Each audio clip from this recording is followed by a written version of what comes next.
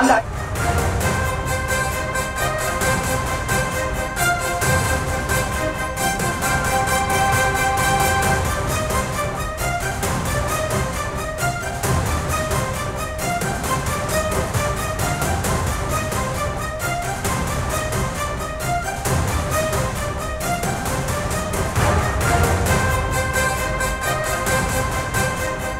அண்மை செய்தி. டெல்லி கார் வெடிப்பு பயங்கரவாத தாக்குதலை தற்கொலைப்படை தாக்குதல் என என்ஐஏ குறிப்பிட்ட நிலையில் தாக்குதலுக்கு உதவியவர் தற்போது கைது செய்யப்பட்டிருக்கிறார். தற்கொலைப்படை தாக்குதல் நடத்திய மருத்துவர் உமர் நபிக்கு உதவிய அமீர் ரஷீத் என்பவர் கைது செய்யப்பட்டிருக்கிறார். சம்போரா பகுதியைச் சேர்ந்த அமீர் ரஷீத் என்ற நபர் என்ஐஏவால் அதிரடியாக கைது செய்யப்பட்டிருக்கிறார். தற்கொலைப்படை தாக்குதலுக்கு உதவியவர் என குறிப்பிட்டு அவரை என்ஐஏ அதிரடியாக கைது செய்திருக்கிறது. ஜம்மு காஷ்மீரின் சம்போரா பகுதியைச் சேர்ந்த அமீர் ரஷீத்தை என்ஐஏ அதிரடியாக கைது செய்திருக்கிறது. விவரங்களுடன் இணைகிறார் செய்தியாளர் வெங்கட். விவரங்களை வழங்கலாம்.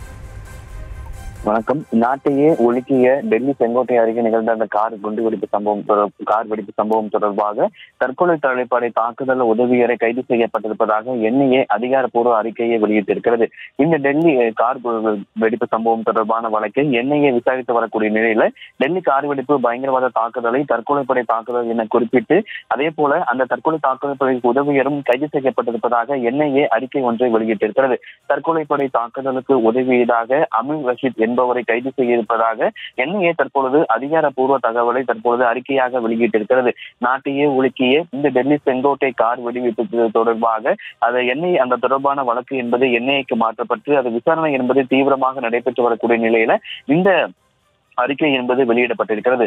இந்த தாக்குதலில் தொடர்புடைய கார் பதிவு செய்யப்பட்ட அம்ரித் ரஷீத் அலி டெல்லி காவல்துறையிடமிருந்து வழக்கை எடுத்துக்கொண்ட பிறகு ஒரு பெரிய தேடுதல் நடவடிக்கையில் இறங்கிய என்ஐஏ டெல்லியில் இந்த நபர் கைது செய்யப்பட்டிருக்கிறது. தொடர்ச்சியாக என்ஐஏ மேற்கொண்ட விசாரணையில பல்வேறு தகவல்கள் நடைபெற்றதாகவும் பல்வேறு தகவல்கள் கிடைக்கப்பெற்று அதன் அடிப்படையில் தற்பொழுது அவர் கைது செய்யப்பட்டிருக்கிறார். அதே போல இது பயங்கரவாத தாக்குதலை நடத்தி கைது செய்வதற்கான திட்டம் இருந்ததாகவும் அந்த அறிக்கையில் குறிப்பிடப்பட்டிருக்கிறது.